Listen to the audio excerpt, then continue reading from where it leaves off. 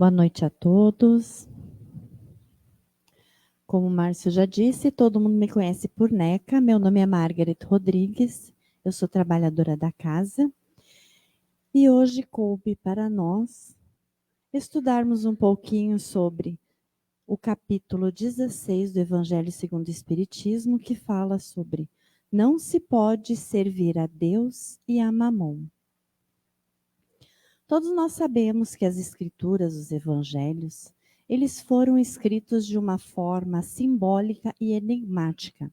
Isso quer dizer que não pode ser interpretado ao pé da letra, porque é uma linguagem que ela foi escrita para ser sempre atual, é atemporal.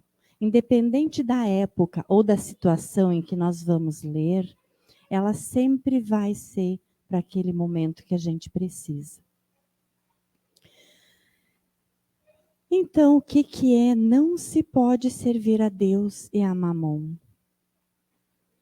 Não podemos amar mais um do que o outro, não podemos escolher um, ou escolher os dois, temos que escolher um. Se não podemos servir aos dois, precisamos fazer uma escolha. E o que é Mamon? Mamon é uma palavra originária do aramaico e significa riqueza, tesouro. E onde está o nosso tesouro? O que é para nós tesouro? Jesus disse: onde está o seu tesouro, aí está o seu coração. O que é mais importante para nós? O que tem mais valor para nós? Jesus, quando veio, ele disse: eu não vim destruir a lei, eu vim cumpri-la. E ele fez questão de reforçar o primeiro mandamento como o mandamento mais importante. Amar ao Senhor teu Deus de todo o teu coração, de toda a tua alma, de toda a tua força e de todo o teu entendimento. Será que nós o valorizamos acima de tudo? Nós o amamos acima de tudo? Será que nenhuma vez nós colocamos valor nele e o vendemos? Trocamos por alguma outra coisa? Na terça-feira, estou sentada em casa, olhando televisão, e daí eu penso, amanhã é quarta-feira, na Ramatiz tem palestra e tem passe. Eu podia ir, né? Só que daqui a pouco eu me lembro que tem Grenal. Não vai dar. Vou semana que vem. Já troquei Deus pelo futebol. E daí a esposa tá lá lavando roupa e dela pensa, também podia ir, né, na quarta-feira, assistir a palestra, tomar um passe. Não vai dar. É o último dia do capítulo da novela. Não vai rolar. Vou semana que vem. Daí a gente já troca Deus pela novela. E daí fim de semana tem um batizado. Ô mulher, vamos comprar um presente, daí a gente vai só na festa. Né? A igreja é muito demorado, tá cheio de gente. Daí a gente já troca de novo pela festa. E daí domingo estou lá, deitada na rede, balançando, descansando, muito cansada e estressada. Aí o mentor chega assim, e aquele livro que tu pegou lá no Ramatiz, tu não vai ler? Daí eu penso, tem aquele livro, podia ler. Não, mas não vou conseguir me concentrar porque eu estou muito cansada. Daí já passou de novo, né? A oportunidade de estudar, de se conectar com Deus, com a espiritualidade. E daí aquilo vai piorando, meu estresse não passa. E daí eu penso, eu vou marcar uma conversa fraterna lá na Ramatiz. Daí eu venho, faço a conversa. A espiritualidade me manda um recado. Olha, seria bom que tu fizesse em casa o Evangelho no lar. Porque Deus sempre nos responde, e Ele responde aos homens através dos homens. Então veio o recado. Daí eu penso, qual o dia melhor para eu fazer? Segunda tem isso, aquilo e não sei quando. Vou fazer domingo de noite. Porque daí eu faço o evangelho e vou dormir. Daí chega no domingo de tarde, o compadre vem tomar um chimarrão, pipoca, bolo. E daí a conversa tá muito boa. E daí eu digo, não, mas fica, vamos fazer um churrasco hoje à noite. Daí já passou o evangelho no ar, trocou pelo churrasco. E assim, sem a gente perceber, a gente vai fazendo trocas, a gente vai trocando Deus por outras coisas. Estamos vendendo Ele por outros tesouros. E não temos tempo. Nunca dá tempo, a gente sempre está correndo, fazendo outras coisas. E o que é o nosso tempo? Vocês sabem qual é o maior tesouro de Deus? O maior tesouro de Deus é o nosso tempo. E nós não dedicamos nem um pouquinho dele para Ele. Tudo que nós temos e que nós somos é de Deus. Quando Jesus estava para ser crucificado, naquela semana da peça, na terça-feira mais precisamente, ele vai ao templo de Jerusalém. E lá ele é afrontado pelos sacerdotes, pelos escribas, pelos fariseus, saduceus, os herodianos, os anciãos. Todos os estudiosos da lei afrontam, fazem questionamento e Jesus dá ensinamento para eles. Responde coisas que eles não tinham nem ideia. Mas antes de sair, ele observa o gasofilácio. Gasofilácio é uma caixinha de madeira onde as pessoas colocam a sua oferenda. E ela tem um declive, uma rampa assim, que quando a pessoa bota a moeda, ela vai descendo e fazendo barulho. Faz aquele clim, clim, clim, clim, clim, clim, parece uma máquina registradora.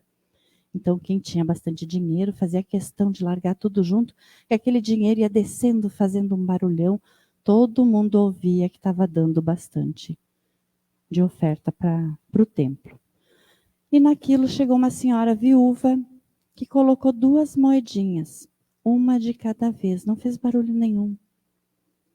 E os discípulos perguntam, mas Senhor, por que está observando o gasofilácio? E daí Jesus pergunta para os discípulos, quem deu mais? O rico ou a viúva pobre? Ela deu muito mais do que ela tinha. Ela deu o que não era dela, o que era de Deus. Ela deu o dinheirinho que era para comprar o pão para ela comer.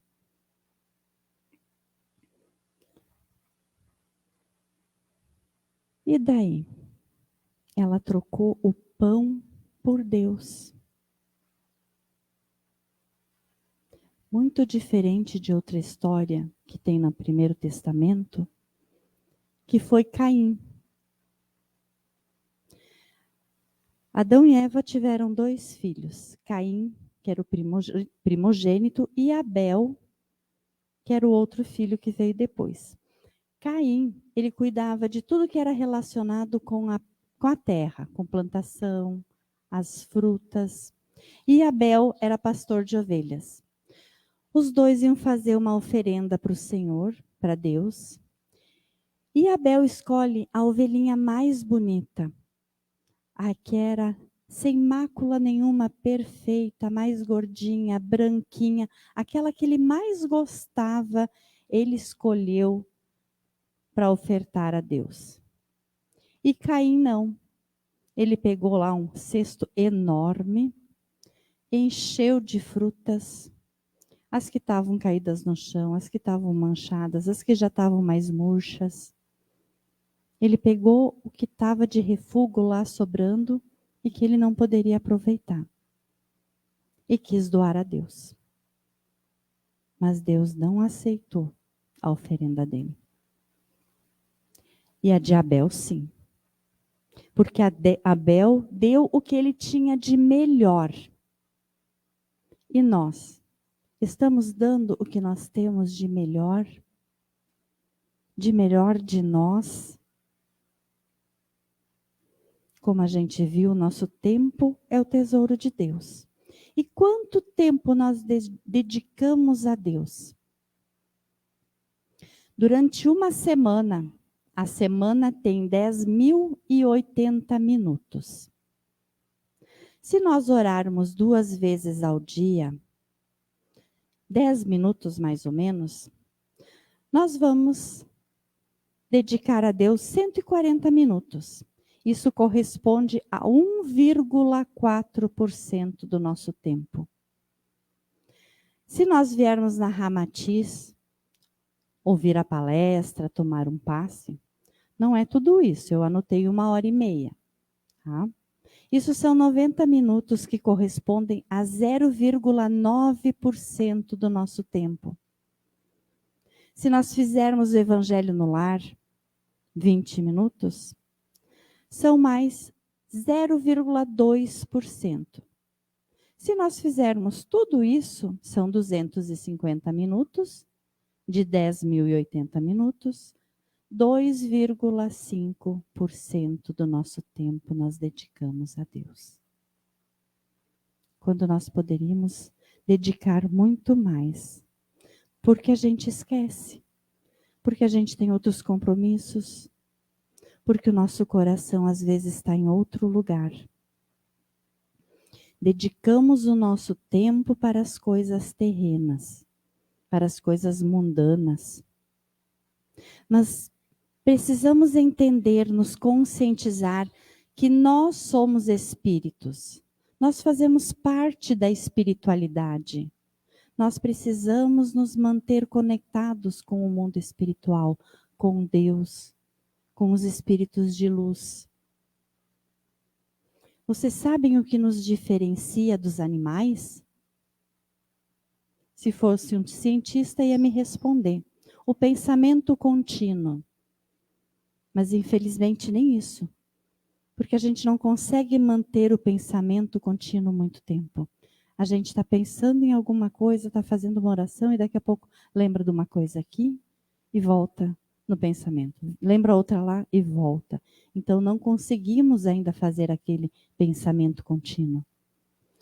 O que realmente nos difere dos animais é a capacidade de nos relacionarmos com Deus. Eles não têm a mediunidade que Deus nos deu para entrarmos em conexão com o mundo espiritual. E para nos relacionar com Deus, com o mundo espiritual, nós temos várias opções, várias ferramentas. A oração, os nossos pensamentos. Nós podemos, durante o nosso dia, manter o nosso pensamento elevado, nos conectando a Deus, ao nosso mentor, as nossas ações. Senhor, quando nós estamos em dúvida, Senhor, o que Tu queres que eu faça? Senhor, o que Tu queres que eu diga? O objetivo, quando nós encarnamos, é de evoluir. De evoluir para sermos espíritos puros. E estamos trocando o espiritual, Deus, por coisas terrenas e mundanas. A evolução só vai ocorrer quando nós conseguirmos cumprir o primeiro mandamento. Quando nós conseguirmos escolher Deus sempre. Eu espero que cada um de nós lembre de escolher sempre, em primeiro lugar, a Deus.